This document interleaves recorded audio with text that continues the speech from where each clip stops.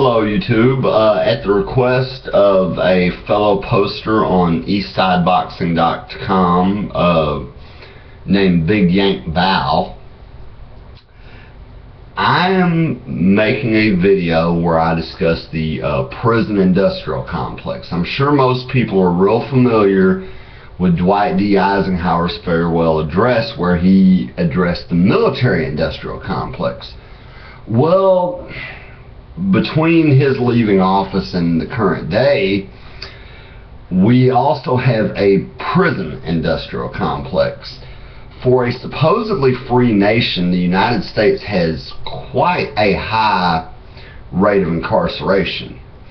In fact, I've heard the figure thrown around that we have more prisoners per capita than either apartheid-era South Africa or Stalin-era Soviet Union. I don't know the veracity of those figures, but I think everybody, both on the left and the right and in the center, can agree that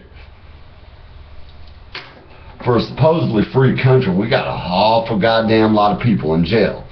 In fact, my state, the great state of Texas, 1 out of every 10 adults, not 1 out of every 10 Texans, 1 out of every 10 adults is in some phase of the correctional system, either incarcerated in the county, out on bond facing charges, on some type of probation or supervision, or on parole. Now, we worry about, threats to our freedom. Okay, North Korea with nukes, Iran with nukes, Al-Qaeda. Well, the single greatest threat to our freedom is the incarceration nation. Like I've heard a figure quoted, I never researched it, but it said that like 70% of the electronics manufactured in the United States, which is not like there's a whole hell of a lot of electronics manufactured in the United States either, but are manufactured by prisoners. And in my own experience, having been an unwilling guest of the great state of Texas myself in the 90s and early 2000s, I know that private businesses and the public sector benefit greatly from prison labor. And in fact, now there's private prison corporations like Wackenhut Corporation, CCA, they're traded on the stock market. So, you have, like I said, an incarceration nation. And, people of my political stripe, conservatives tend to be, tough on crime, tough on crime. Well, that contributes greatly to the welfare state too. I mean, like I said in my previous video about the Ann Coulter-John Stossel debate, a lot of these people get locked up, they leave kids behind. And kids got to be supported, and oftentimes the remaining parent or the grandparent who takes custody has to get on public assistance. And also, people that have been previously incarcerated, earning potential is greatly reduced just for the fact that you committed a felony.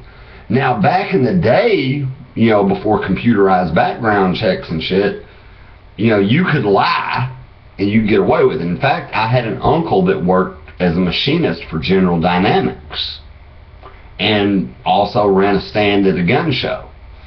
He had been incarcerated several times in the 1950s and early 60s. You know what? He lied about it, and by the time anybody found out about it, it was too late. He worked on top secret clearance stuff for General Dynamics. It wasn't that big of a deal.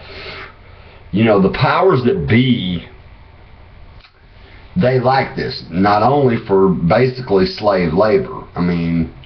You'll find some black militants, because of the, disproportionate incarceration of black Americans as versus, Americans of other descent, that will say, prisons are the modern slave plantations. Well, they got a point. I'm not real hot on all, militant black philosophy, but they got a point.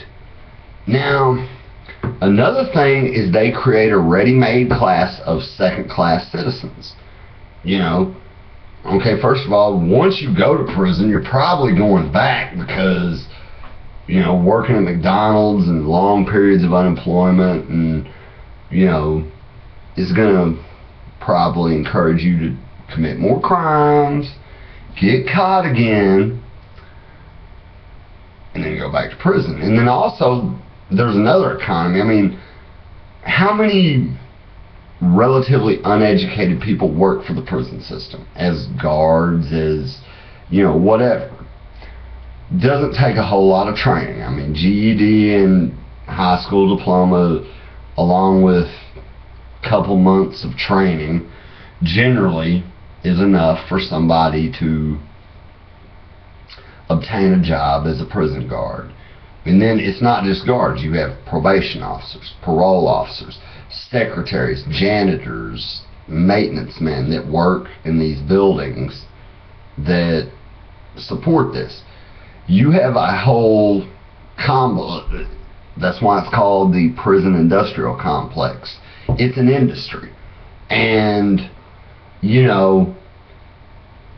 it doesn't interest we the people. Our founders and Americans up to a couple generations ago, prison was a place where you put murderers, rapists, and robbers. You didn't put regular people got one too many DWIs. People, that got bagged with a bag of a plant that grows naturally in Texas. I mean, you didn't have that. You didn't have the, rate of incarceration. So, along with anything, whether it's a war, whether it's a murder, whatever, the first thing you ask is who benefits. And who benefits from a supposedly free country having an incarceration rate that rivals Stalin's Russia? I'm going to leave you with that question, and I'll probably come back and expound on this a little bit later. And lastly, I want y'all to check out new V Nasty video, White Girl Mob for Life. V Nasty doing it. 2013 needs to be the year of V Nasty. And also, much love to Cray and Lil Debbie. White Girl Mob.